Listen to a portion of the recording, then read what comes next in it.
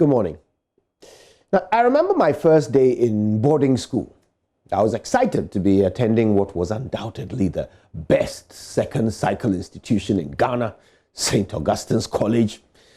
Yes, you'll be hearing me say this all the way through 2021 as well. Now, I live in Cape Coast, a mere 20 minutes away from the school to be exact, so I didn't have to rush. I took my time to pack, say goodbye to everyone before setting off from home around 4:30. I got there at what I thought was a pretty civilized time, only to discover that all of my mates coming in from Accra, Kumasi, Takoradi, and the other corners of the country had already arrived and chosen the best beds for themselves. Suffice it to say, I had to spend the rest of the year on the top bunk of a rickety bedbug-ridden death trap, which did indeed collapse during the last week of the third term while I was on it. Luckily, nobody was hurt in the making of this message of motivation. So what's the point of the story anyway, I hear you ask?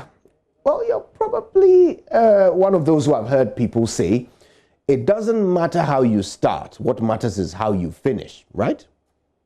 The thing is, I've always had a slightly differing view. Now, I concede that not starting well doesn't necessarily put you out of the race, but I'm also acutely aware of the millions of ways in which having a good start puts you at a massive advantage and pretty much sets you up with the highest chance of finishing well. So in actual fact, it really does matter how you start. The story I just told you is a great example.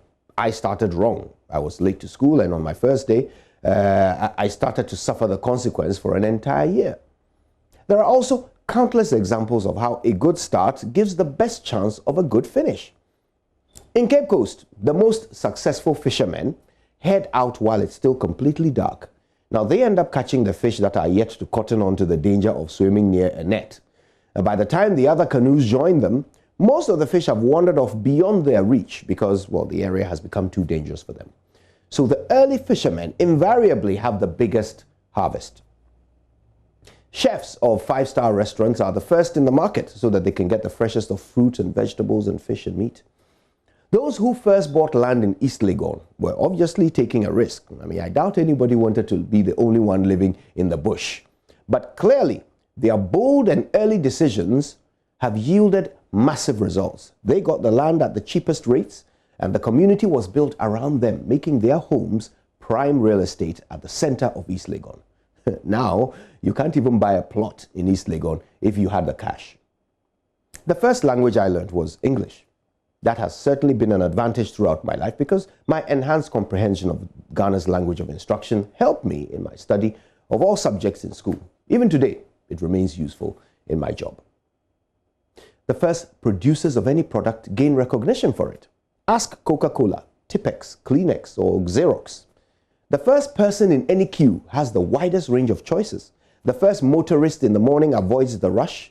Starting well is an obvious advantage. So this morning, on this brand new day, I want us to focus on giving ourselves every advantage in our personal and professional lives, in our health, our wealth, our education, our religion, whatever matters to you. Take advantage of this fresh day and start it right. You've already given yourself the best chance of having a great day by starting the day right with us here on the AM show. Don't stop there. Start every week right. Start every month right. Start every year right. All the things you want to achieve in your life will become greater possibilities if you start right. Now, you know I'm in this with you, so I promise I'll be with you every step of the way. I promise to start right with you every day, every week, every month of the year, starting today. Are you ready? Good. Let's begin. My name is Kojo Yankson, and it doesn't matter how I ended yesterday. What matters is how I start today. Good morning, Ghana.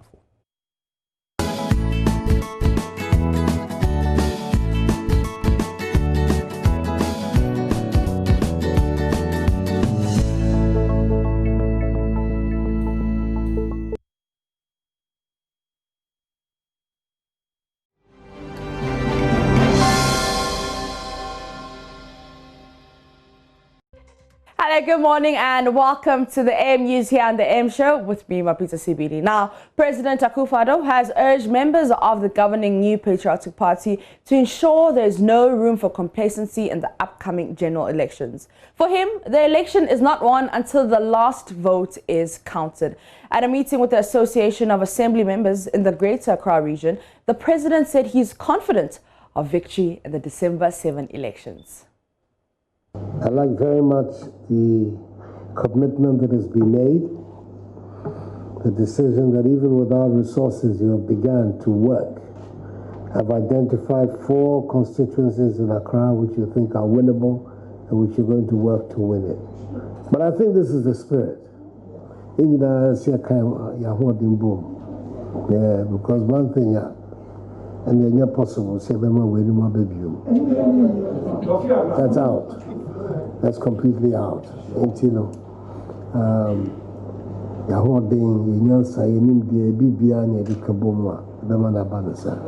the atmosphere in the country is good for us. It's very good for us. Ghana for any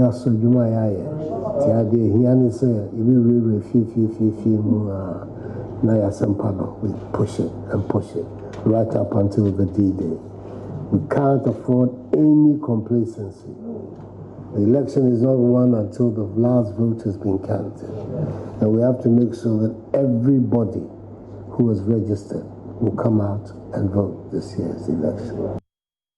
Meanwhile, running mate to the NDC flag bearer, Professor J. Nana Opoku Ajiman, says the next National Democratic Congress government, apart from restoring allowances of Arabic teachers, will create an Arabic teacher training college to train teachers. She was speaking to the chiefs and people of Ayawaso North as part of her Greater Accra campaign tour.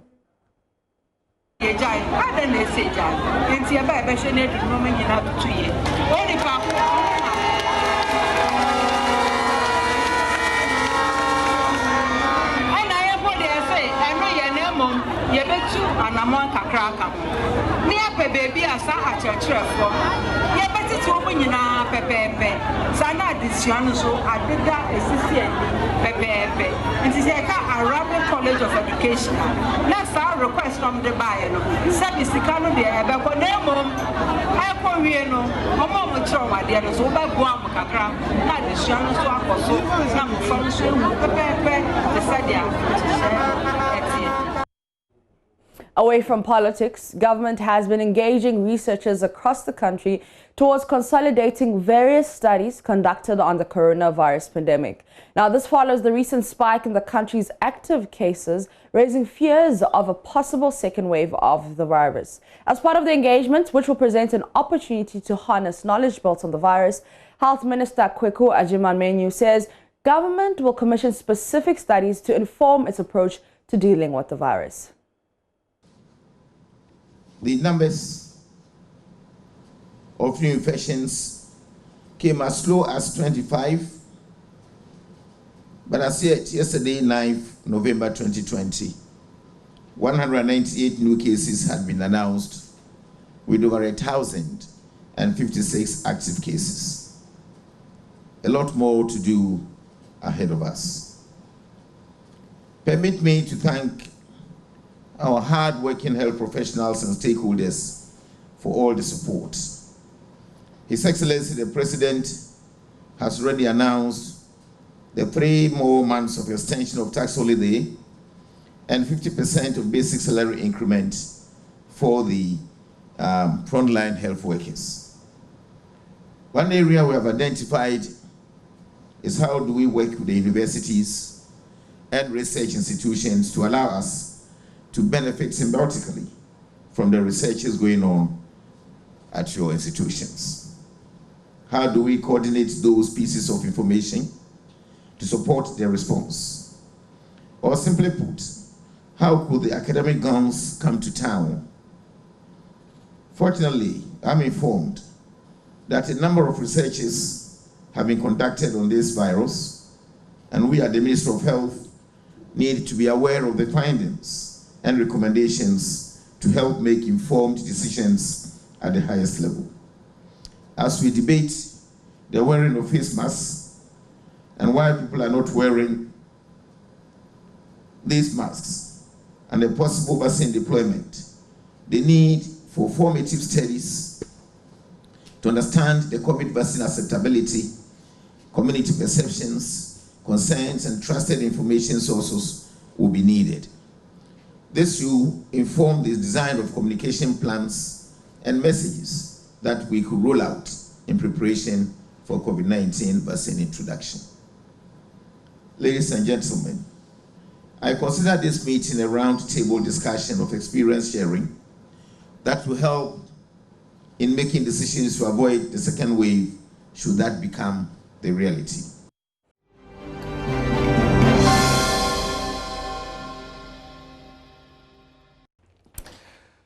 A sporting. Even if that song is hitting someone very hard, they can't even dance. They're keeping it to themselves. A sporting note on which to start this. Later on the show, we'll bring you that Heart of Oak 109 years old. I'm going to expose. Oh, you're owning. Be quiet and don't be. Okay, but you know the original. Do you know the original lyrics of that? Masa.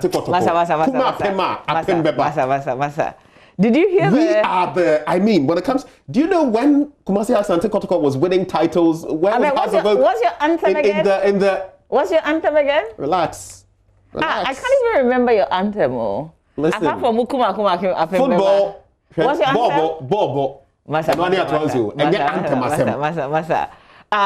Football is not about anthems. Well, congratulations to the great Accra Hearts of Oak. They are 109 today. Right. Yeah. You see, that's exactly what's going to be reflected on, because is it our roots, or our roots? Yeah. Our roots are old. Yep. Apparently, that's the original lyrics. Yeah. I like it. Be quiet and don't be silly, you know? I'm telling you, but I'm not telling you. I'm singing an anthem. Look, the Kumasi Asante Kotoko fans this morning, reach out and let's do something for Kumasi, the Accra Hearts of Oak people. It's our day. But congratulations to Accra. If you ask me why I support them, I don't know. I just know that they have a great anthem and they're a great club. And I live in their city. You could have supported Olidade. Olin Konson. Oli Rosalinda. Oli Gbogbo. Just like but some of them I can't mention on. Just like Manchester United started failing me. I went to, was it Kwando Hearts of Lion or something like that? Yeah. But Hearts is always in my blood. So I'd always come back to my roots. Okay. We've got a documentary produced by George Adijenia that we will share with you as Accra Hearts of Oak celebrates 109 today. So watch out for that. But right now we have to do the newspapers, tell you what's making headlines. Ben?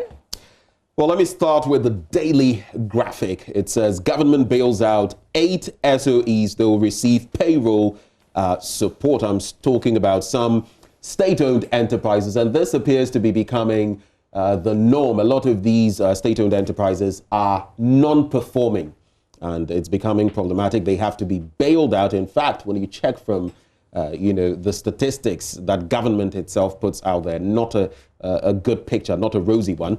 Ministry coordinates COVID-19 researches to respond to pandemic. Dome level. Others spend 3.3 million Ghana cedis on foreign travel. That's according to a report. You remember at a point in time, he was also being taken on that subject. When you go to, let me do the center spread of the Daily Graphic before I move on to the back page. President Akufo-Addo bids farewell to 3 envoys. I'm talking about those from South Africa, Namibia, and Ethiopia. COVID-19 suffocates 89% of businesses. That's an interesting one there on the business front.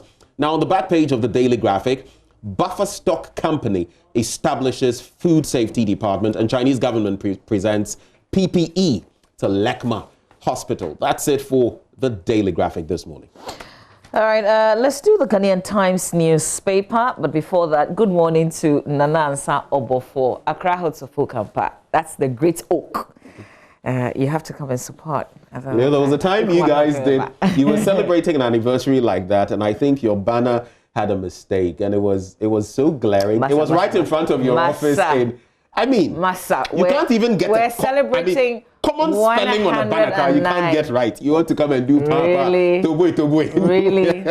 Let's do the Ghanaian Times newspaper. Front page of the Times this day. Election of Joe Biden won't affect Ghana-US relations, says Dr. Vladimir Enchidanso.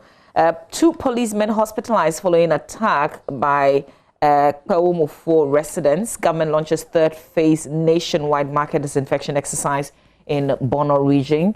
And on COVID-19, the impact on businesses. We're told that 19 had hit SOEs post 1.55 billion Ghana cedis lost. Government offers them payroll support. If you go to page 3, where we've got the crime-related stories, it says 2 armed men attacked Sandema Church of Pentecost, both with offering. They actually took the offering of the day, and they went at the time when the money was being counted. So they took the money, they took some tablets and phones from the person's presence. Details here. Also, suspect remanded for alleged robbery, rape. It says the Obuasi Circuit Court has remanded the 23-year-old suspected armed robber who allegedly attempted to rape a 24-year-old who bit off his penis in the process at the Abompe, in the Obuasi municipality of the Ashanti region. So this is the story that we shared with you. This young lady who was dragged but recovered and realized what was happening to her, which was this 24-year-old who attempted to sleep with her. So we're not sure. I guess in the end, when the case is dealt with, we will understand if it was rape or it was attempted rape, but he's been remanded.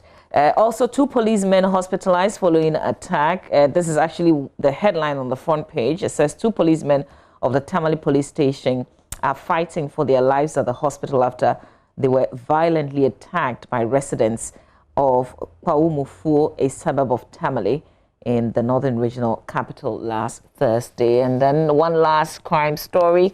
Court remands 3 alleged fake agrochemical dealers. And this happened in the Ahafo region. Details there on page 3, back on the back page. Pokwase interchange completion now.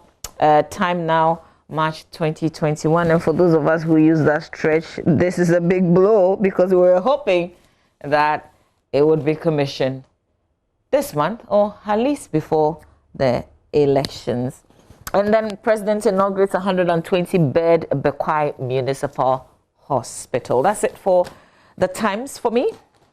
Well, let's go to the new publisher then, and I'll go back to that story you started with in that paper.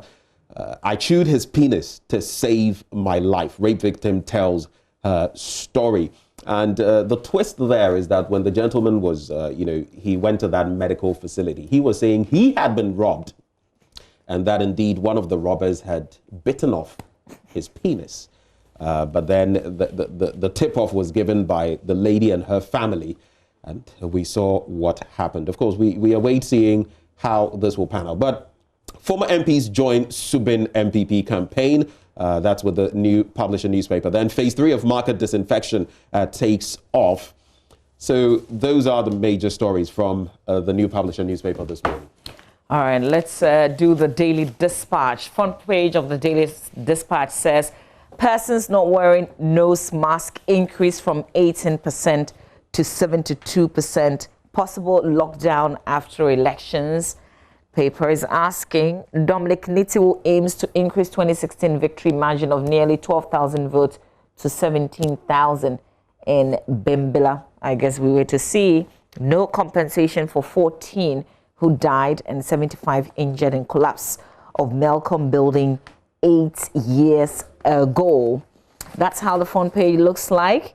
And the Melcom story, something that happened 14 years ago. There are pictures to tell the story then and now. So they tell you the Achimota Melcom after the collapse, and then there's a picture before the collapse. Hopefully we can get into a bit of the details in the course of our review this morning.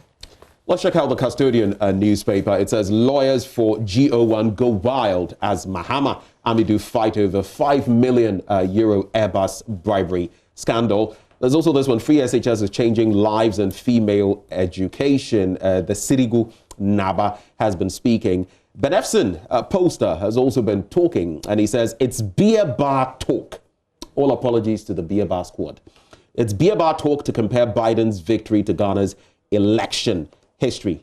And then learn from Trump's one-term presidency. That's the CVM to John Dramani Mahama. When you go to the back page, a bit of sad news there. Ghana midfielder Winful Kobina sentenced to 4 months in prison in Albania. You can actually check out, the picture of him there. Sad development. What did he do? And he's been sentenced to 4 months in prison in Albania after being found guilty of forgery of official documents.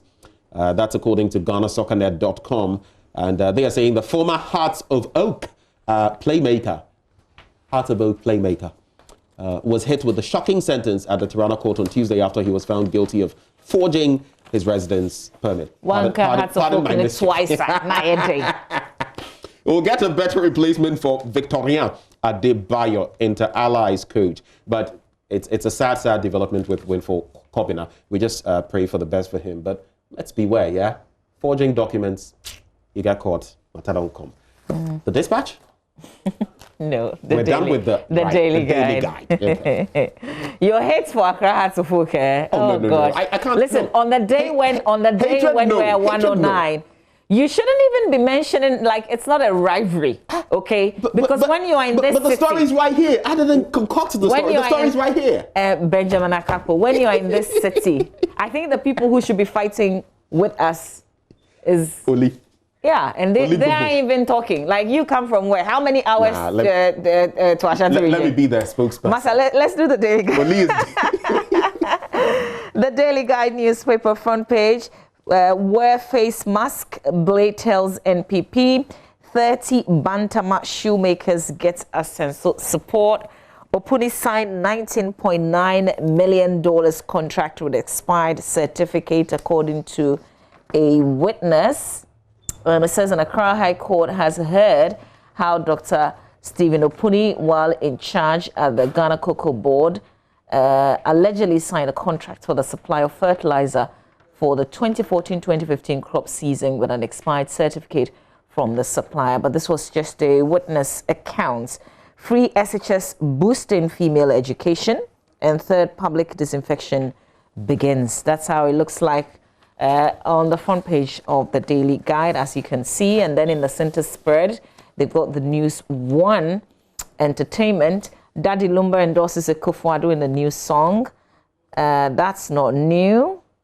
I think recently when there was the conversation about people endorsing candidates, there was the warning that you must have a strong grounding. And one of the examples that was given was Daddy Lumba. They say, look at him. His career is still the same. The people who love his songs will continue to love it, but he endorses a political party. So you have to have a good grounding like Daddy Lumba, for instance, to be able to do that. Don't just follow the money. But that's it for the Daily Guide. Ben? DL, if you don't have that kind of clout, they say monkeys play in sizes. You better know your size before you play that game. Shall we go back to Kelvin Boy? No, I will not do that, because obviously you signed on the other day. You murdered him. The Daily Statesman, Kwabena Japong unveils Drive the Vote campaign. We trust you more than Mahama. Assembly members pledge support for Akufo-Addo. When you turn to page 2 of that paper, it actually talks about how these assembly members, their spokesperson being Stephen Kwesi Akwa, intimated that former President Mahama made them a similar promise in 2012, which he did not fulfill. And so if the NPP is going to do something similar, they trust the NPP instead.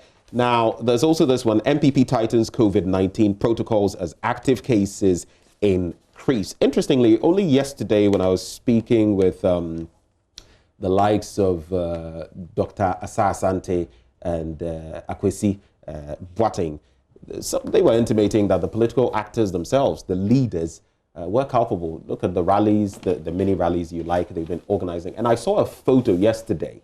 I don't want to mention the name of the political party, but if you see the mass of people in there, and we're saying, what, don your mask and do this and you'll get what, and you see the mass of people, and this political party, you ask yourself, what are we doing to ourselves? So I totally side with what Dr. Asa Asante said. That will has not been there, and he called it unfortunate. Yeah, but we know that the information minister sought to addressed that issue in the way when he said, well, there hasn't been any direct link to activities of political parties and the increase in the cases Mama, I have a simple question. So where is the science of it?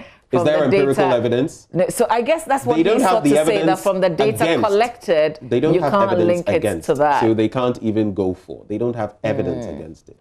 They don't. Wow. Okay, let's do, are you done with that? I have 2 more papers. Yes, I'm done with it. Because I'm going to do the Finder now.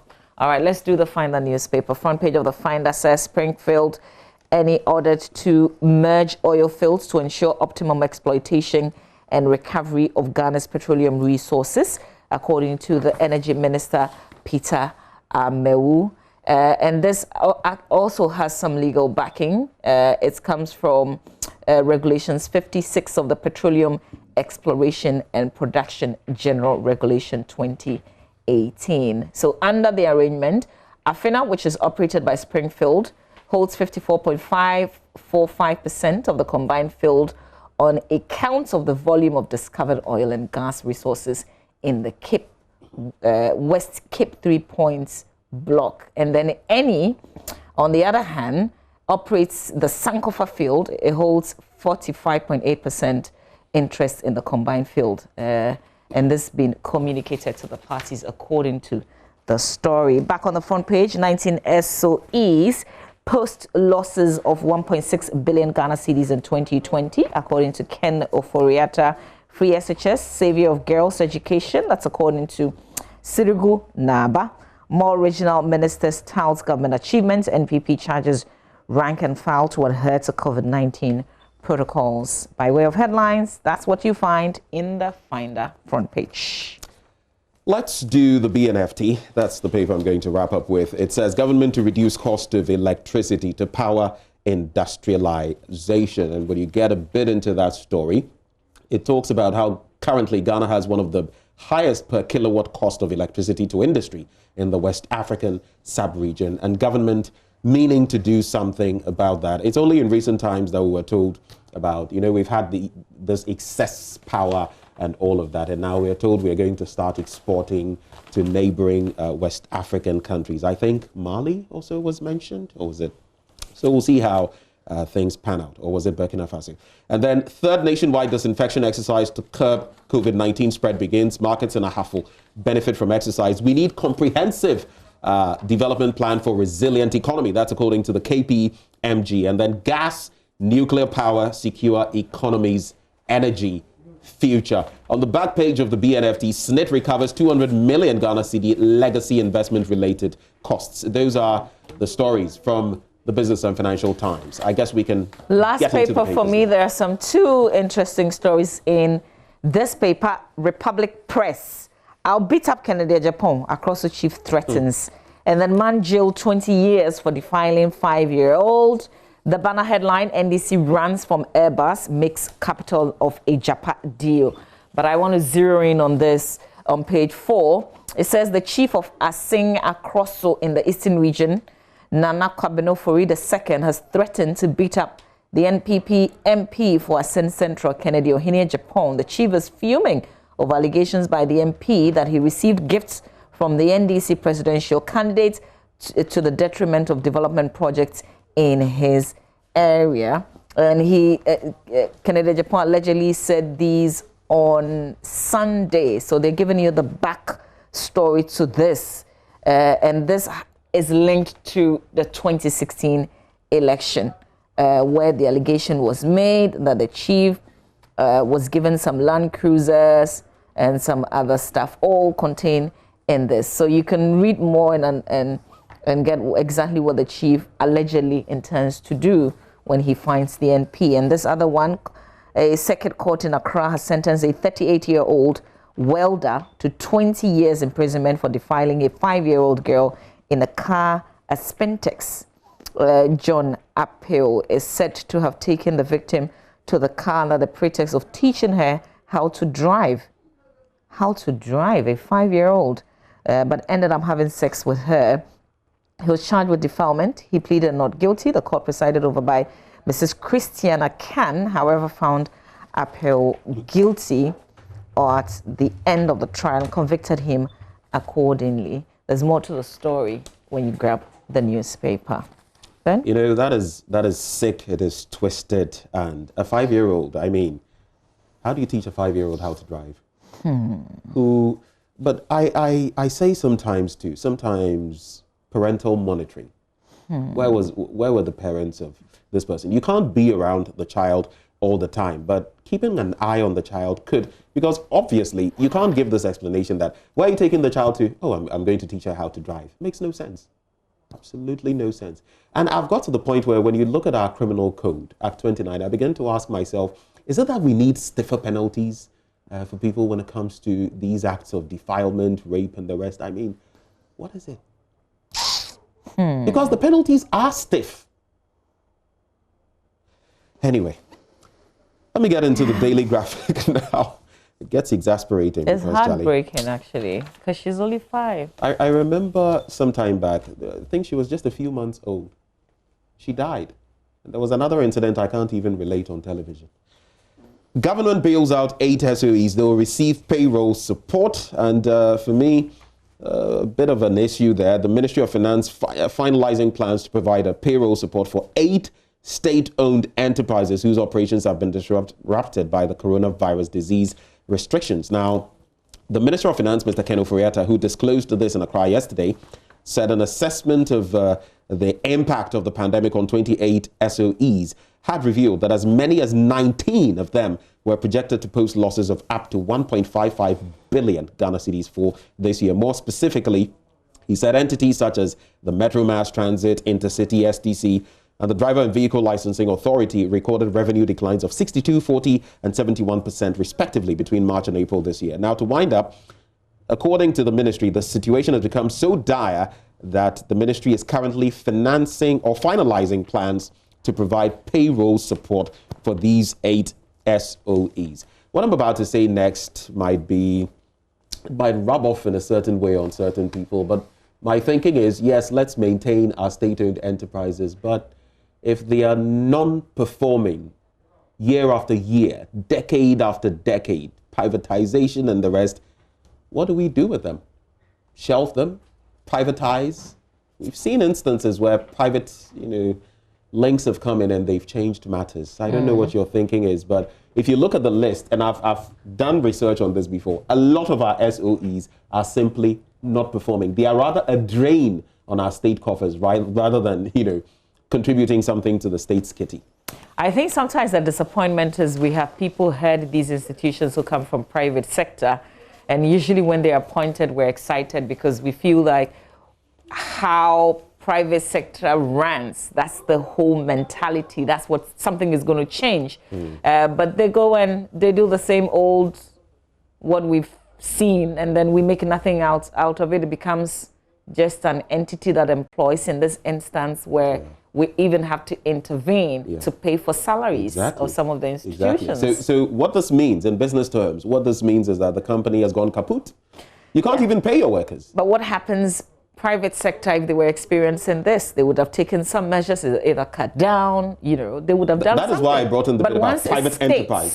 Sometimes if you can get private enterprise to take over and they're going to deliver, maybe it's an option we should be. I know we want to maintain the state-owned enterprises. We've lost so many state-owned, factories and all of that. But sometimes you think about it, year on year, losses. Who loses? The ordinary taxpayer. I think we have to agree that government can't do business. We can run stuff. But I'll wrap up with this one from the Daily Graphic. COVID-19 suffocates 89% businesses, and the story says that that number of businesses, or that percentage of businesses, have been affected. The situation has compelled many firms to operate between 25 and 50% capacity. That's the story. Let's wrap up by telling you what's making headlines on our website, myjoyonline.com, as we make way for sports. On the Ejapa deal, Martin Amidu deserves no applause. NDC contribution was the deal breaker, says Inusa Hussaini on PM Express yesterday. There were other contributors. You can follow the conversation if you missed it. Plenty of stories on My Joy Online. So they are basically saying, give him no credit. Yeah. There's this other one about Manasseh Awani asking his lawyers to take Kennedy Acheampong on for some comments that he's been making about him. He says that his lawyers earlier had asked that, oh, it's okay, don't pay attention, but he keeps doing it.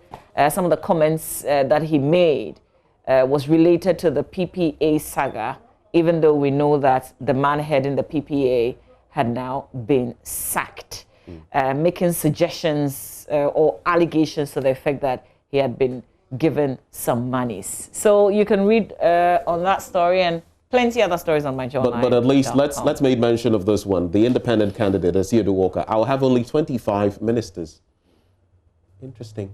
That would be interesting to see. Anyway, so it's a wrap on the news review. Mama V and Rose. I nearly forgot this one. Happy anniversary, Accra Hearts of Oaks. And on that anniversarial note, happy birthday to Dorcas Elik Blim Tabitha Ameonu. Today is your birthday. You are November's own, November 11. Happy birthday. And that's an Accra Hearts of Oaks supporter. Stay with us. You wish.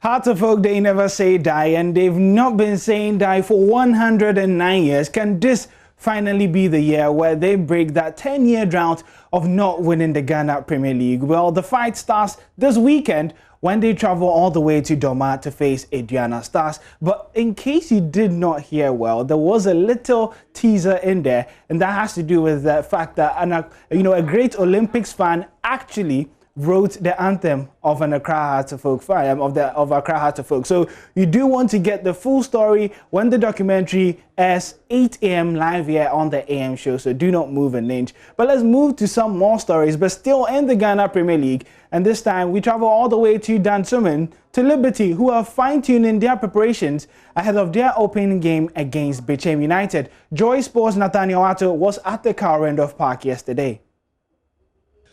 Well, they've done their bit when it comes to writing the big script of Ghana football. And this is simply because they've produced some wonderful talents that have gone to the greater benefit of Ghana as a nation. I can immediately refer to the FIFA World Cup in Germany 2006, which was Ghana's maiden appearance. This club, Liberty Professionals from Carl Randolph Park in Dansoman, produced some notable stars in that very big squad back in 2006. Well, in terms of their achievements on the local scene, Liberty Professionals have one top 4 title to their credit, and this they won some 13 years ago when they had some big and committed players. Well, years on, Liberty Professionals want to get back to that skin of old days, and of course they have a technical leadership and an administration that are looking forward to ensuring this with a lot of energy and with a lot of willpower. This is a special with Liberty Professionals by Joy Sports ahead of the Ghana Premier League season. My name is Nathaniel Atto, and you're all welcome. All right, so I've been joined by a striking sensation from the second tier of football who looks forward to making even bigger impact in the first tier in the coming season. I'm talking about Emmanuel Paga. He is a big sensation from Vision FC, having scored 9 goals in 11 games in the last season that he played for Vision FC. He finds himself now with the Scientific Soccer lads and is looking forward to great things in the coming season. How are you doing, my brother? I'm good. Good to see you. Thanks. How's training been so far? Oh, training is good. Yeah, training is good, yeah. I see. Tell me about the kind of reception that you got when you were signed on and you started work with Liberty Professionals. I was feeling good. I was feeling happy when I'm moving here. Well, I was told by my manager that like I had a contract with Liberty. They called my team and blah blah blah. I was not sure because I was thinking I would go back to Vision to train. So my manager called me that this what is going on, this what is on board. And I said, manager, I don't know anything. So I was there when I had a call from Liberty Professional, and they told me that they have spoke with my manager and my team, my club, so I was supposed to report. So when I heard the news, I was happy. Finally, your personal target for the season. You are a striker and your work is to score goals. Oh, my target is a lot. I want to I don't know how to get the word out to say, I want to be like the head. I want to fight. Yeah, I want to fight that. If anywhere they will mention about, they will call about strikers, I'll be ahead of them, because this will be very challenging, because our keep striker, top striker, Baby Jet is in the league, and me, I'm competing with Baby Jet not because of this and that, because that's my target. Yeah, if I do my best, in the Ghana Premier League, it's good for me, and it's good for my video, and it's good for my staffs. Yeah. I see. All right. So, Baby Jet is the inspiration and the target. Yeah. We're still here spending time with our friends at Liberty Professionals, and of course, after a very comprehensive training session, we're spending a bit of time with Coach David Oklu, who is spending a third season here as head coach. Of course, he's also full of energy and full of big ideas as we go into the season, as they get themselves ready to face and welcome Bechem United to this ground, hopefully after it's been cleared, ready for use by the Club Licensing Committee. Coach, thank you very much. It's good to see you again. You too. Good to see you. Now, tell me about the mood in camp. I mean, I saw you today. We were observing, how training was going and everything. Tell me generally how the mood is like and how the psyche is like in camp. I think morale is very high. The boys are very enthusiastic. They are ready to play. And you can see from the drills we do that they are all willing to work. And I'm impressed. I like the way the mood is. Coach, what are some of the biggest lessons that you learned during the last season, which unfortunately was truncated due to COVID-19? It's like we were not consistent.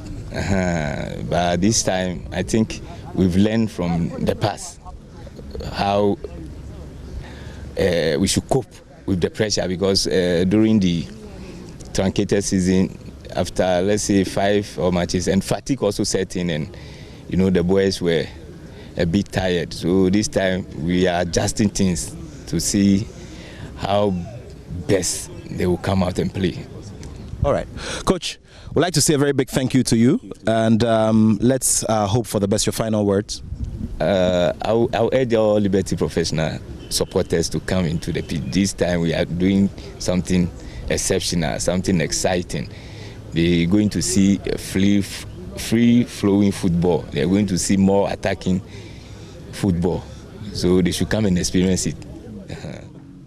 Of course, this is a sacred ground when it comes to Ghana football, simply because when Ghana qualified for the first FIFA World Cup in 2006, some of the biggest stars came from here. You could easily name Sule Ali Muntari, Michael Essien, and Asamoah Gyan, who's making a return to the Ghana Premier League this season. Well, this is the home of scientific soccer in Ghana. And we're all looking forward to seeing how much of that scientific soccer will be put on display when these boys, the Liberty boys, go up against Bechem United. My name is Nathaniel Atto. It's been great sharing your company, and all I can say is Liberty Professionals!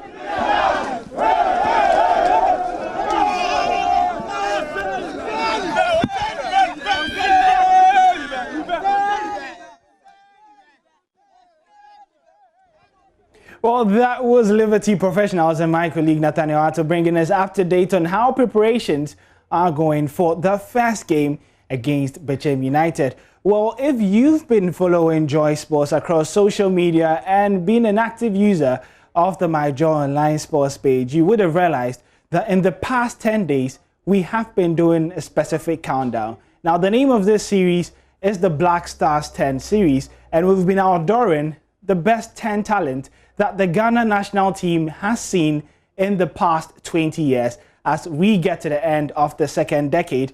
And basically this idea was to celebrate these stars and not to necessarily create controversy online, as we believe that, you need to celebrate people whilst they are alive. So each of the past 10 days, we have been unveiling players, and we started off 10 days ago with Samuel Osei Kufuor. Now remember him for his good works done for the Black Stars. He was a survivor from the 1990s and then played throughout the 2006 World Cup, and was part of that team that made history by helping Ghana qualify for their first ever World Cup.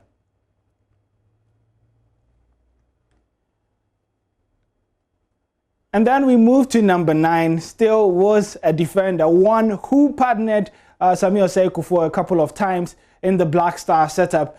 He was called the Rock of Gibraltar, and he was captain of the side as well, led from the back, was incredible throughout his peak as he shone for the Black Stars, especially in the World Cup and then the 2008 Africa Cup of Nations.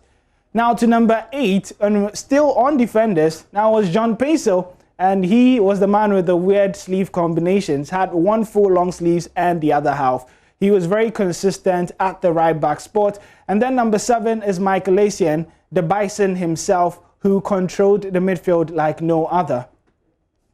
Number 6, Christian Atsu, they called him the Ghana Messi when he burst onto the scenes. Made 2 Africa Cup of Nations Team of this year, and then won the best AFCON player as well in 2015. And then number 5 was Sule Aliu Muntari. He had a wicked left foot, could literally score from anywhere, and he was number 10 or number 9 on the list in terms of Ghana's all-time top scorer, scoring 20 goals. And what would this list be without Olele Kinson? Persevered from the 1990s till he became number 1 goalkeeper in 2006. And then number 3, Captain Andre Dede, and he has been a great player for the Black Stars, currently Ghana's top scorer in the Africa Cup of Nations with 9 goals, and his legacy is still being written with the Black Stars. Number 2 is Stephen Appiah, and he led the team in a very difficult generation where we came off the back of poor performances in 2002 and the 2000 AFCON, and he came in, settled the score, and sent Black Stars to their first ever World Cup. Now today we go to number 1, and I'm sure you would have a clue as to who that is because you've probably not seen him in the list. And the name of the player is, drumroll, yes, is Baby Jet Asamoah Gyan, and he comes out as number 1. Now the tricky thing is that most people will probably remember the Uruguay game when you see this picture. But just think of it this way. You have 2 choices. In life, you can look at the bad and you can look at the good. Asamoah Gyan gave us 100 reasons to smile, from his goal at the World Cup, throughout his goal against England, and then his goal against Nigeria in the 2010 Africa Cup of Nations. He scored so many incredible goals, and just remember all the times that he made you smile as a striker. And remember some records of his as well. He's currently the only player on earth to score in 9 consecutive tournaments. Cristiano Ronaldo has 8 and would be hoping to break that in Euros 2021. But Asamoah Gyan currently holds that record, and you would be seeing more of that in this article where it states that Gyan is a global icon who was made for big occasions. And let's just look at the first 2 paragraphs to whet your appetite to go to the My Joy Online Sports page to read it. So if we could probably scroll down and just take a look at the first few paragraphs. Yeah, so the first 2 paragraphs talk about the background to the series, but then it comes down here and says, ask Asamoah Gyan what makes him great, and there will barely be a mention of his unbelievable hold-up play, incredible understanding of space, or his effortless finishing. His biggest asset over the years has been his strong mentality, especially in big games. And it goes on to describe how he scored his first World Cup goal and what it meant for him, and how that was the beginning of history as he went on to score 51 goals for the Black Stars. Now, that's probably more than your favorite striker has done for his national team. So certainly, Gyan does deserve some respect. And in case you're wondering, that record would take a long time for someone to break it, because the second is the late Kwesi Owusu, who was buried just last weekend, and he has 36 goals for the Black Stars. And if you're wondering, a current player who is active in the setup, who is closest to Gyan, you would have to come down to number 10 on the list, and that's Andre Ayew, who has 17 goals. So imagine, Andre is 30 years and he scored 17 goals for the Black Stars in 90 appearances. And he has to catch up with Gyan, who has 51 goals in a record 109 appearances for the Black Stars. It just shows how much of an impact that he's had with the national team setup. And that's why we chose to celebrate Baby Jet Asamoah Gyan #3. So the full article is on My Joy Online, the sports page. You can go there and read more about him. But that's the note on which we'll be ending the sport here. Remember, at 8 a.m., we have a special documentary for you about Hartlepool who are attending 109 today. But then their anthem has been throwing a little bit of tantrum around as people are confused as to whether it's a rise or it's a rose. What exactly are the lyrics of Hearts anthem? We'll be finding out at 8 o'clock, so do stay tuned to watch that as well. My name is Ore Kwampofo, and the AM show continues right after this.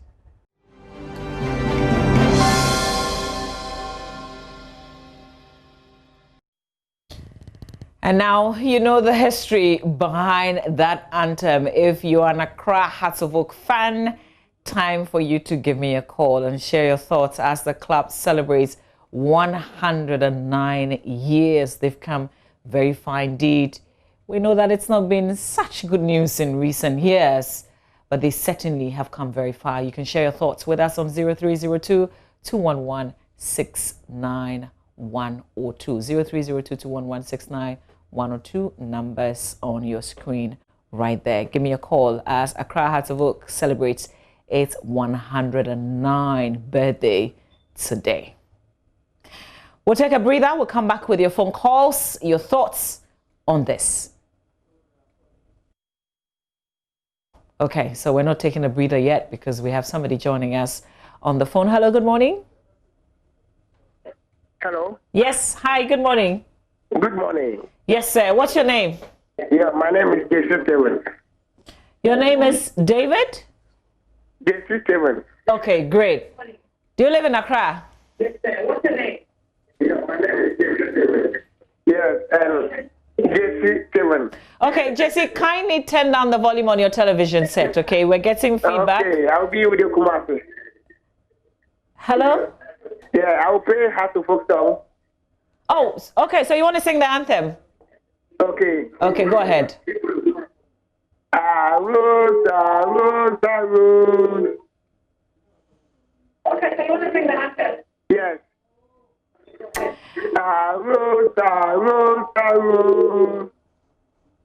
We quiet and don't be silly. We are the famous dance of food.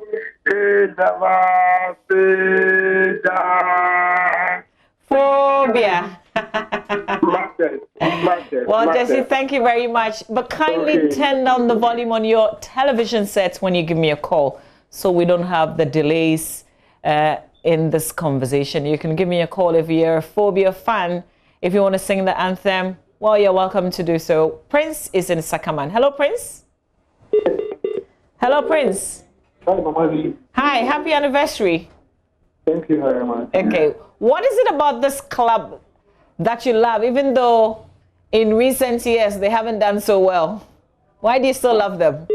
Well, if you're a guy you are born to Accra of is more or less a traditional thing, even though Olympics is known as the traditional thing for the Ghana. Okay. Are you aware, though, that the words of the anthem, the way we sing it, that's not the original? I'm aware, but for me, I'm okay with the reading. Once I can go with the reading and sing it, I'm okay. Okay. And I'm good to go. All right. So are you ready to sing it? No. But I just want to encourage them that if they should try and take their cup for us. Okay. Long overdue. What are your best memories of Accra Hearts of Oak, though? We did the Super Cup, yes, against the Hearts that was actually at Kotoko. Okay. All right, Prince. Thank you very much. Let's speak to Che Bafo. Che Bafo is in Kumasi. Good morning, Che Bafo. Good morning, Mama. You support Accra Hearts of Oak? You're based in Kumasi? No, I don't really support Accra Hearts of Oak, but I just want to read them. Well, yeah. Are you a Kotoko fan? Sure. Oh, but that's very generous of you. So what do you want to tell Accra Hearts of Oak today? I want to tell them they should back up and compete with us again. They've been back for too long. Oh, you're sounding like you are superb. It's not like you're doing so well yourself. I've been on the past 5 years, they said, I've been on top of them. But this year, I think we win this year's league, and next season we favored it. We favored for them. We let them win next year's league. But this one, we are taking it. Okay. High birthday phobia. Thank you, Cheba from Kumasi. Let's speak to Elizabeth. Elizabeth is in Aflao. Good morning, Elizabeth.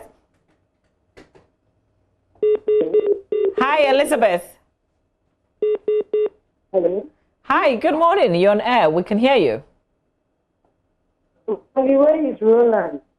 Oh, Roland is no longer with us. I've met Roland on the show. Well, he's no longer with us. He's moved on. So, but thanks for sticking with us. Are you a Hearts fan? Hello, Elizabeth. Oh, okay. I think we've lost Elizabeth right there. But if you're a Hearts fan, as the party celebrates its 109th birthday, give us a call if there are any memories that you want to share with us. If you want to sing the anthem, let's see. Paul, good morning. Paul from Ashale Boche.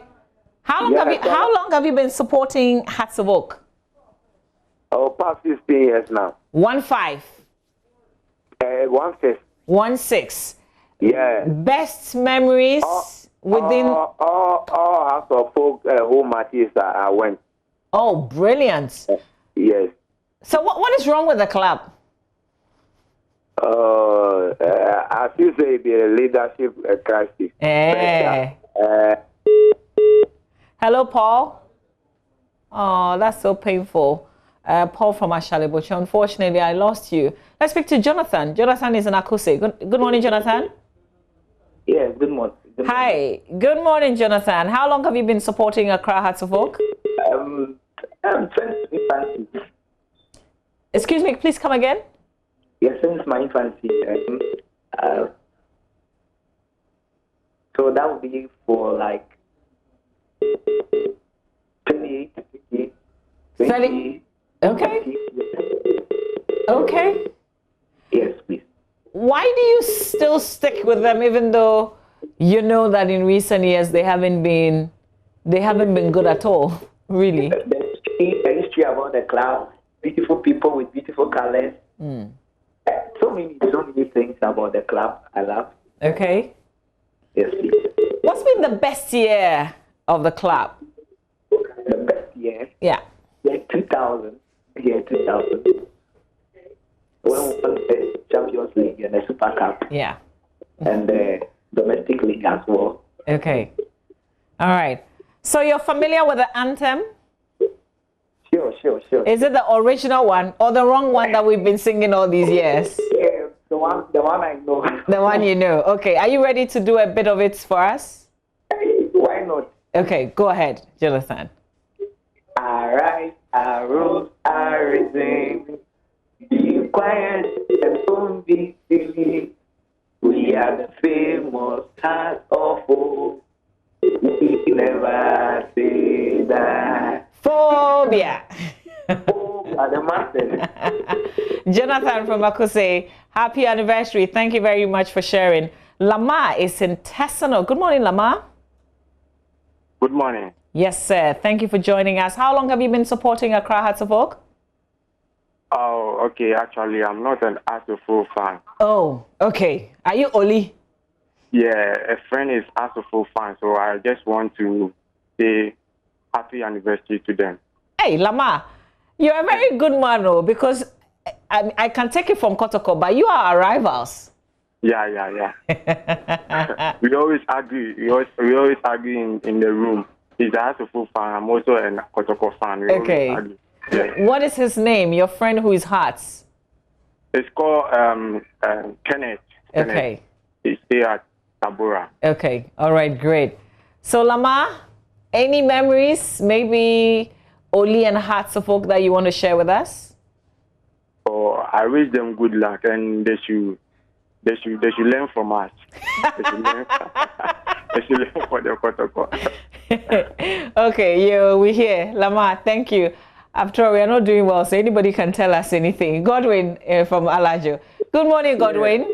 Good morning. Yes, Godwin, you are a Hearts supporter proper? Yes, of course. Okay, so how long have you been supporting them? Yeah, I think almost 25 years now. Oh, wow. And when I was a kid. Okay. Would you also say that the year 2000 was the best? Hello? I was asking if you would also say that the year 2000 was the best in the clubs. Okay. Obviously, especially early 2000s when we won the treble, I think the FA Cup, the league, and the African trophies, and also dated back to 2004 1 year, doing very well, winning everything. And I think the best part for the club is the early 2000s where we were winning almost everything. So what have been some of the players that you've produced from Accra Hearts of Oak? Best players, 3 of them. Best players. Yeah. As I said, I think my favorite of all time. Okay. Number is one when I was a kid that you can't have anywhere without the name.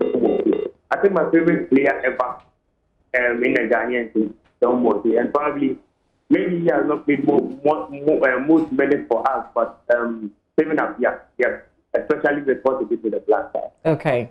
Well, Godwin, happy anniversary. You want to sing the anthem in wrapping up? Okay, but you have to know the fake one. Let me put it out here. So no problem. We love the fake one just like that. Go ahead. Be fired and done this to me. We are the famous cast of old. We never say that. Absolutely. We never say that. Thank you, Godwin. We never say die, even in these hard times. It's a happy 109 anniversary to the greatest club, Accra Hearts of Oak. On that note, we'll take a breather. Stay with us. You're watching the AM Show.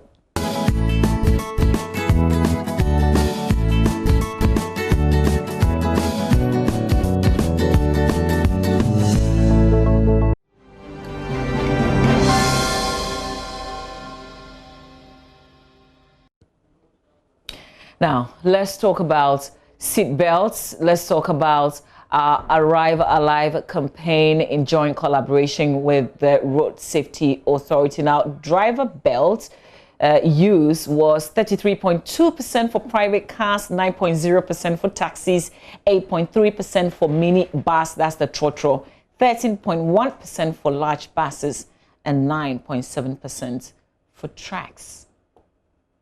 That's a very low figure that's using seat belts, and we know that seat belts in or during accident could save your life when you can't do anything about the incident. Let's talk about the usefulness of it and why not many people seem to be using it. Mr. Henry Asumani is Senior Manager Planning and Program with the National Road Safety Authority. He joins us for a conversation. A very good morning to you, Mr. Asumani. Thanks for your time this morning. Good morning, madam. Great. So why do we, even though we know that seat belts help and they can save you in an accident, why is it that people are not comfortable using it and the percentages are still very low? Okay, good morning once again, and I'll say good morning to all our viewers and listeners. Thank you very much. Yes, it is very true that on the whole, although seat belt usage has gone up a couple of years, it is still low because it hasn't reached the desired level yet where we would expect that everybody would wear the seatbelt.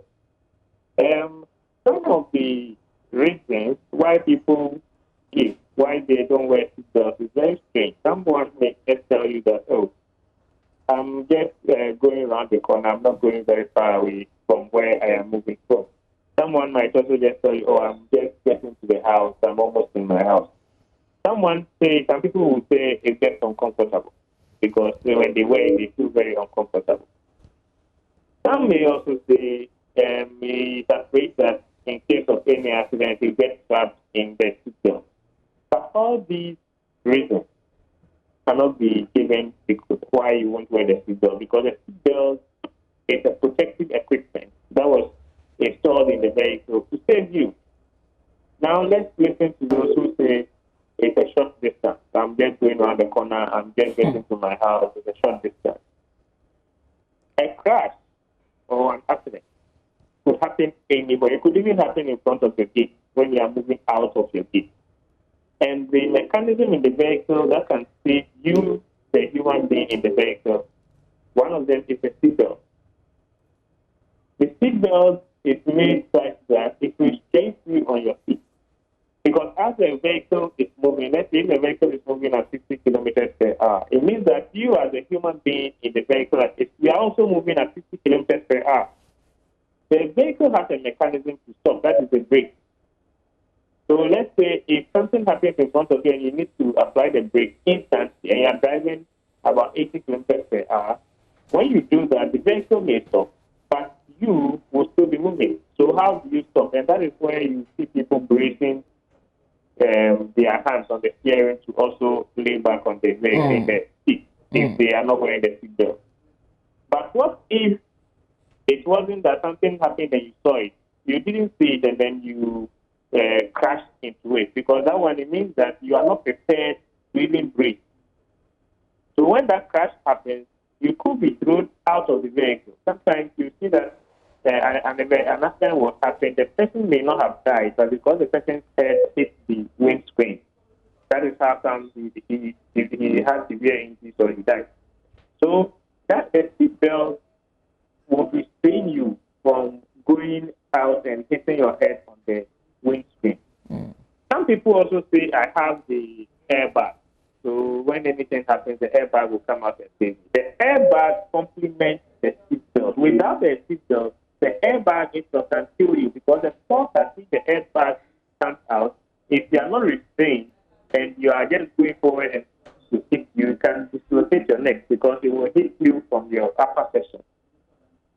So these reasons that people give are not good, because when you are involved in any crash, it is the safest place to be when you are involved in a crash, especially when the vehicle is somersaulting. It's the vehicle inside the vehicle. I can give a typical example of. I am sorry to bring this up. I'm sure I would be saying things that people have tried very much to forget about. But let's take a typical accident like the one that involved Susie Williams. They were two in the vehicle. The vehicle somersaulted twice. Susie Williams was thrown out of the vehicle, and the vehicle passed on her. That is how come she died. The driver was in his seatbelt, and he did not. He even came out.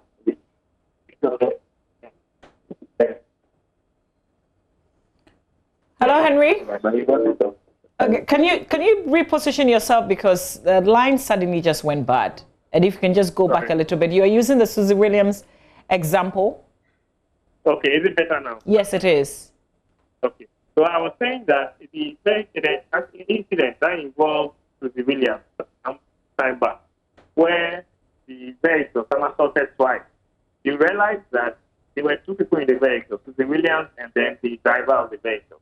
The driver of the vehicle was in his seatbelt, so he wasn't thrown out of the vehicle. Susie Williams was thrown out of the vehicle, and then the vehicle, as it was going around, somersaulting, passed on her, and that is how come he died. The driver who was in his seatbelt sustained minor injuries. He crawled out of the vehicle and was even able to stand up before they whisked him away to the hospital. So the seatbelt is a safety equipment in the vehicle that should save you. Now, there's a perception also that when I'm sitting in the back seat, I decided to finish what happens to me. But when you are in the back seat, let's say sitting behind the driver, and you are not wearing your seatbelt, you become even a danger to the driver who is wearing his seatbelt. Because if a crash happens and then the driver is restrained by his seatbelt, you may crash into his seat, and depending on the momentum, you may crash into it to push him to the windscreen or out of the vehicle. We say that the seatbelt is one of the most safety equipment in the vehicle that we should wear at all times. I even say that sometimes, sometimes you may be in your house, but your car is outside. In the evening, you want to bring it inside, or you want to park it in the garage. I think that at that moment, so strap on your seatbelt before you enter the garage or enter your house. I always say that as soon as you sit in the vehicle and you put on the ignition, the next thing for you to do is to put on your seatbelt before you move. Okay. And that is something that would help us. That was something that would save us. It's something that would keep us alive. Great. So as you put the spotlight this week on seatbelts, what interventions are you making? What exactly are you doing on the ground? Okay, thank you very much. We have an outreach team who are also going around, and they're also preaching about seatbelts. Although they add other things, the predominant subject that they are talking about is seatbelts. And the police at junctions, they are not on the road, but they are junctions, directed traffic and those things. When they see you, they advise you to strap on your seatbelt. What we have realized is that most people have their seatbelt strapped already. So when they are approaching a junction or they are approaching where they see a police officer, where they see a road safety officer, where they see a citizen, they just bring the top onto across their chest to signify that they are wearing the seatbelt. But the seatbelt, when you wear it that way, becomes ineffective because the seatbelt decides that the upper part holds your body and the down part prevents you from moving forward. So if the down part is not there, the one that's supposed to be on your hip bone, if it's not there, the likelihood that you can slip under the upper part when a crash happens is very high. So we advise that, please. I always use myself as an example. Growing up, I wasn't really used to seatbelts. When you're a kid and you're in a vehicle, you like to move around. So I wasn't really used to seatbelts. Now, when I started driving, I felt very uncomfortable when I wore the seatbelt. Anytime I wore the seatbelt, I felt very uncomfortable. But my dad used to push me to be always wearing the seatbelt. So I started wearing it. Whether it was comfortable or not, I started wearing it. And I can tell you that now, when I sit in the vehicle and I don't wear a seatbelt, I feel very uncomfortable. So the comfortability aspect, it is about starting, doing it. You start. And I assure you that if you do it continuously for a month or two, it becomes very comfortable. Now it becomes really uncomfortable when you don't wear it, like my situation now. Now I can't sit in a vehicle, I cannot drive a vehicle without a seatbelt because I will feel very uncomfortable to where I get. So even if I pick a commercial vehicle every time, I have the driver, please, is the seatbelt working? Then he will say yes. Okay, then if I have to clean it, I clean it and I wear it. Sometimes I wear it and I'll be looking at him. If he's not wearing it, you smile and then he'll wear it. It's something that is a culture we should build. And when we build that culture, we will see that even when you're in a vehicle and you're wearing your seatbelt, when you're driving and you're wearing your seatbelt, you feel more confident than if you're not wearing the seatbelt because it keeps you alert. It makes you alert on the road. Yeah. Thank you. So you're doing this with the police MTTD? Yes, we are doing this with the police MTTD. But you are not arresting. You're not arresting. You're not arresting. Okay. Education. Okay. They are educating for now. They are not arresting for people. Okay. All right. Is that the most effective way, do you think? We think that we want to change attitudes. We want to change attitudes through education. And so sensitizing. So right now what we are doing is that we are educating the public. We are giving you the pros and cons of wearing a seatbelt. If you are not wearing a seatbelt, we will talk to you and let you appreciate why the seatbelt is there. Okay. All right. After some time, I was doing this education. It will get to a phase that we will be doing it possible. But for now, our priority is to let you understand why you should wear the seatbelt, let you appreciate the work of the seatbelt, and let you appreciate why it was installed in the vehicle. So okay. Okay, great. So, you put the spotlight on another issue next week. Maybe I can join you as you do the education on the ground. Hold on, please, I didn't get you. Okay, no. So I was saying that every week you put the spotlight on an aspect of road safety. This week you're doing seatbelts. So hopefully next week I could join you on the ground as you do the education. I guess it will also help our viewers. Yes. Okay. Just let me know when you intend to come. I will go with you personally to the field. And then we can even talk to some of the drivers and passengers we are engaging. Okay. All right, Henry. We have a deal. Thank you very much. We want to reduce the accidents on our roads, especially as we approach Christmas. That's Henry Asomani with the National Road Safety Authority. Our Arrive Alive campaign, the conversation we just had, is brought to you by the National Road Safety Authority and supported by Toyota Ghana and the Joy News Drive Safe campaign.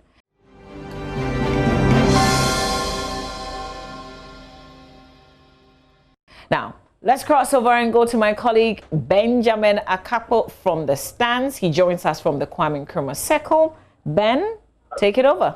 Well, thank you very much. And we're here in the heart of Accra, the Kwame Nkrumah Circle. There's a lot of hubbub around here. And, of course, we are this news stand where the major newspapers, all of them with their Of course, we are this newsstand where the major newspapers, all of them with their headlines this morning, some of them the Daily Guide, Wear Face Mask and Opuni signs $19.9 million contract with expired certificate. There's also the Chronicle newspaper this morning, and it talks about those 436 pistols that have been erased. Then Mahama mocks Akufo-Addo. That's in the National Enquirer newspaper. But our focus, one of our focal areas this morning is going to be this one here, the Informer newspaper, Airbus brouhaha. Arrest Mahama if you think so. And that is the NDC daring Special Prosecutor Martin Amidu. Now, I've been interacting with some members of this community, some of those who work here. And we have joining us this morning. Your name, sir? I'm David. David. David, what do you do around here? I'm a distributor here. Right. Now, what are your thoughts on this entire bit? Some have said that, well, Mahama should just present himself to the special prosecutor, like the special prosecutor has called for. But others are saying, like you see the NDC here, they are saying, if you think the man is guilty, arrest him. What are your thoughts? My thought about the issue is that since the special prosecutor respected ex-president, for him to invite him, our ex-president supposed goes on with the invitation so that everything will be possible and simple. But I'm wondering what kick against these things. Mama, as president, got angry about the issue. He has the power to invite him. So I was wondering why the ex-president was angry about this thing. So that's my thought about that. The special prosecutor had the power to invite, or he can arrest Mahama to come to the office so that they can go about this issue. But I was wondering why the ex-president got angry. And what about, again, the NDC people? I was wondering why they were going brouhaha about this issue. Ex-president, he's a statesman, and when something is wrong, they can invite him to come to share his also view. I think it is possible for the special prosecutor to invite our ex-president. So I see nothing wrong about that. Why the supporters of the NDC got angry about that. But don't you think, like they're saying, the NDC side, if you think he's guilty, arrest him. Why don't we just go ahead? If we feel he's guilty, why not let the law take its course? That's why I said before, I said earlier before, because he's a ex-president, he wanted to respect him. He can do so. He can do so because he has made an inquiries about the Airbus issue and saw that there is issue against the ex-president. So he just gave him that respect to invite him. But I wonder why the NDC people the supporters should exercise patience for them to allow their candidates to go and see what is happening there. Well, thank you very much for sharing your thoughts. At least from his point of view, the former president should allow himself, he should just go submit himself to the office of the special prosecutor and actually face the questioning. But let's move on to interact with another person. He's a passerby, and we spotted him here. Your name? Dennis. Dennis, right. So, Dennis, what are your thoughts on this matter? I'm sure you followed the story. The back and forth between the former president and Martin Amidu. What do you think? Should former President Mahama go submit himself to be interrogated? Or do you feel if the man is wrong, the law should just go ahead and apprehend him? No, I don't think the law should just go ahead immediately. I think the best thing they have to do is to invite Mahama to the office. And maybe they could do a few interviews with him, find out what exactly was the problem and what led to it. But going straight to arrest him, I don't think is the best thing, because he is a former president. He is also one of the respectable people in the country. So they can't just go ahead and just arrest someone like that. But they should invite him. I'm sure when they invite him, he will come to the office. They will sit him down with him. They will do some few interviews and they will do some investigation. When the investigation is done and he is proved guilty, then the law can take him on. But if he's not proved guilty, then that is it. So I don't think it's the best way for them to arrest him immediately. Now, what do you think of this? One of the reasons the special prosecutor has given for not going ahead to, invite President Mahama over earlier was the fact that it's a national security situation, per his perspective, that we're approaching elections, he is the flag bearer of a party, so it is not the right time. But consider this, assuming former President Mahama becomes president again, and assuming we find that he is culpable in a way, then what do we do? Now he would be president again, assuming. Yeah, I think, well, since it's a national security something, though the national security today also have their procedure or processes of going through set issues like this. So I think in a responsible way, since he's a former president, I mean, they have to look at a way of dealing this issue. I mean, if he's found guilty, that is a different thing altogether. But for now, I think the best way they have to do is to invite him. I mean, let them invite him, sit him down, and do some few interviews with him. And I think when things are done right, I think everyone will be happy. But going ahead and doing something in that way, I don't think is the best way. And we used to be an election year. If things are not done rightly, it can bring a lot of confusion and not peace in the country. So they have to do it in a way that there will be peace and fair election in the country. Right. And right before you let go of us, Dennis, now, I'm sure in your neighborhood as well, campaigning is happening, especially with the MPP, the NDC, and all of that. As we wrap up, I'd like to find out from you, how do you find the campaigning of the parties, especially in these COVID-19 times? What strategies have you seen the parties adopting, and are they working for you? Are the parties speaking to you? Oh yeah, they are really working. I think so far the campaign I've been seeing is the MPP campaigns. I've not seen any NDC campaigns going on for now. And the MPP campaigns are going extremely well. I think they are mostly telling the people to abide by the protocols of the COVID-19. So every places that people go, they wear their masks, some use the sanitizers, some wash their hands and all that. And most people to also practice the social distances anywhere that they go. So with the campaign strategy, I can see that they are doing it, but they are making sure that they are going through the COVID-19 protocols. So everything is under control. Yeah. Well, thank you very much for interacting with us this morning. And that is it. It's a wrap this morning from the heart of Accra, the Kwame Nkrumah Circle, where we've been getting the thoughts of some of those who pass by on the major headlines of today. Benjamin Akakpo reporting from Kwame Nkrumah Circle. Well, thank you, Ben, from coming from our Circle Dubai here in Ghana. You're still watching the AM Show. We've got show business news coming up pretty shortly. Stay with us.